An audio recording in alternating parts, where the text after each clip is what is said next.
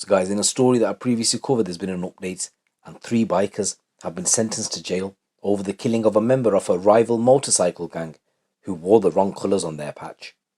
Benjamin Parry, who's 42, Chad Bradding, who's 36, and Thomas Pauley, who's 32, were found guilty of manslaughter over the death of 59-year-old David Crawford. Parry was jailed for 12 years, while Brading and Pauley was sentenced to 4 years.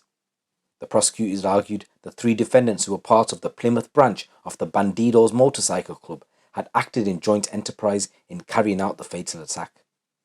Parry was sentenced to longer in prison because of his significant, if not leading role, and was also banned from driving for 10 years. So I'll go through the case in a moment. In sentencing them, Mr. Justice Garnham said Mr. Crawford was entirely innocent in all of this. He'd just been out for a ride on his motorbike with his friends from his motorcycle clubs. You 3 had absolutely no right in determining who could ride in Devon and what colour they could wear. His family have been absolutely devastated by his death. In a victim impact statement read to the court today, his wife said David was the life and soul of the party. He was passionate about rugby, which he played since school. He was loved by his family and his close friends. He had a motorbike for most of his life. When the police told me and our daughter had been killed, our lives changed in a second. I don't leave my mum's house unless I have to or I'm with someone. I've stopped going to the gym as it's in another area and it gives me panic attacks. I've lived in Plymouth all my life, and this is the first time I don't like living in this city. When I can afford to, I'm going to move to another country. After the sentencing, Detective Inspector Rob Smith of Devon Police said these men have taken away a father, a grandfather, brother and son away from his family in what was a senseless and unwarranted attack.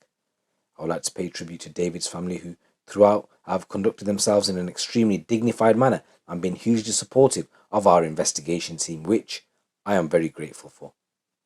I hope these sentences will provide at least some comfort that justice has been done and allow David's family to move on from this terrible incident. The jury was told how the Bandidos had a grudge against the Red Chiefs affiliated with the more notorious Hells Angels motorcycle club.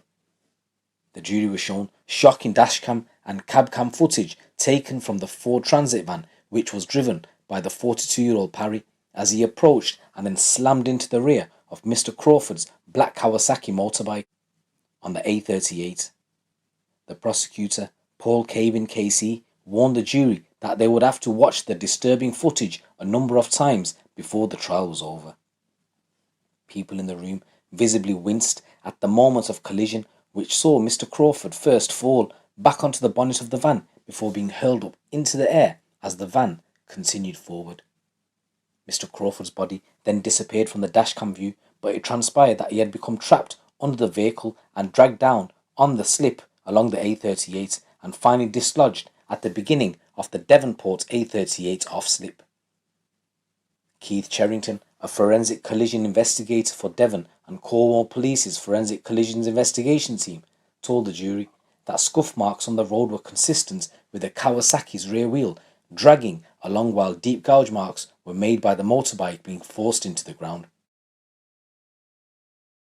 He also told the jury that marks on the road indicated where Mr. Crawford's motorbike helmet had been worn away as it was scraped along the road. Debris from Mr. Crawford's helmet and clothing, as well as body matter, was also found along the road by investigators. He told the court how examination of the scene suggested Mr. Crawford had been trapped under the Ford van for approximately a kilometre. A Home Office pathologist statement read into court noted how his black motorbike helmet was eroded flat on the left side. In addition, she found abrasions and lacerations of varying severity to his head, neck, both arms, torso and both legs. Internally, his chest had suffered multiple rib fractures, 18 on his left side and 25 on his right. This was given context by her stating that there were 12 ribs on each side, meaning that some individual ribs suffered multiple fractures. She found that both lungs had suffered multiple punctures caused by the fractured ribs. Mr. Crawford also suffered lacerations across the right side of his heart. He also suffered tears to his liver and spleen, as well as 3 fractures to his pelvis. The pathologist said this injury could be accounted for if the wheel of the van had driven over his torso. So just want to say rest in peace, David Crawford, and my condolences go out to your family. Prosecutors told the jury that the three men had effectively conspired to track down a member of the Red Chiefs MC and cause them serious harm. But while Parry, who's a former Royal Engineer in the British Army, admitted his actions did cause the death of Mr. Crawford, he told the jury he did not set out to kill him. For their part, Poley and Brading insisted no such plan was ever created, and it was by pure chance that they happened to be alongside Mr. Crawford on the slip road when he was struck by the transit van. Brading, who's the president of the Bandidos MC, gave evidence in the witness box where he turned on Parry, the secretary of the club, calling him a dickhead. Having initially told police that members of such clubs saw their fellow members as brothers, he told the jury that he now hated his fellow biker and flatmate Parry. Qualifying his observation, Brading reiterated that Parry was not a violent man, but it was a case of he's fucked up again, once again. Brading, who served as a parachute regiment and then went on to work in the private military sector, said he had joined the club because it was the closest thing you get from the military, adding that it was run by rules and that you live by laws and respect. He added that you don't cheat, lie or steal from your brothers. For his part, Paulie, who had served in the Royal Navy until he suffered a knee injury snowboarding and was honourably discharged, said the blame for Mr. Crawford's death was solely that of Parry's. He had told the jury that he and Brading had been interested to know why the Hells Angels and Red Chiefs were in the Bandidos patch at the Costa coffee shop by Marsh Mills wearing their colours, which was considered an insult. Mr. Kevin Casey told the jury during his opening that amongst the motorcycle fraternity these men were part of, if not considered, bad form, disrespectful and an insult for members to wear their colours in a rival club's patch. So looking into this case a little bit further, when the driver Parry took to the witness box, he was questioned and he was asked if he accepted if he killed Mr. Crawford, and he replied yes. He asked how he felt about the incident and he replied terrible. He admitted that he did not know him, had never met him and did not even know his name. He was asked if he had set out in his van with any kind of plan, and Parry insisted he did not. He admitted that he and Brading had both come out of relationships and both being single decided to share a flat together.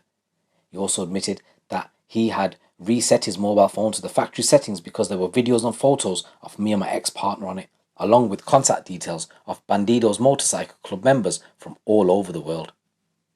Parry said that he, Brading and Paulie had gone out for a meal and after being returned home by Paulie had intended to go to bed ahead of his early work shift. However, he claimed he had received a group signal message from another man from the Plymouth Bandidos MC which simply stated 999 Marsh Mills. He said the message would have been sent to all club members, so he immediately got dressed up and got in his van and headed to the area. He claimed to have never seen such a message before and could not ignore such an alert. Asked who he thought he was going to help, he replied, "My brothers. I thought somebody needed my help. We call each other brothers. If you belong to the same club, you call each other brothers." Mr. Brunson, the KC, queried if this was a bit sad that middle-aged men on motorbikes wearing badges have this feeling of brotherhood, to which Parry replied, "It's my lifestyle. I love it. I love being around my brothers." He admitted he suffered some hearing loss and could not hear much when he was driving his van about, and asked what he did when he initially driving towards Marsh Mills. He admitted calling Brading, who claimed that he and Paulie had been chased by a large number of bikes, supposedly Red Chiefs members, and that they had joked about it. Asked about the lone biker, adding that he believed the rider was affiliated to the Red Chiefs motorcycle club, considered to be the Bandidos' rivals. He said he recognised the bike and that it had been ridden around the Bandidos clubhouse in an antisocial manner.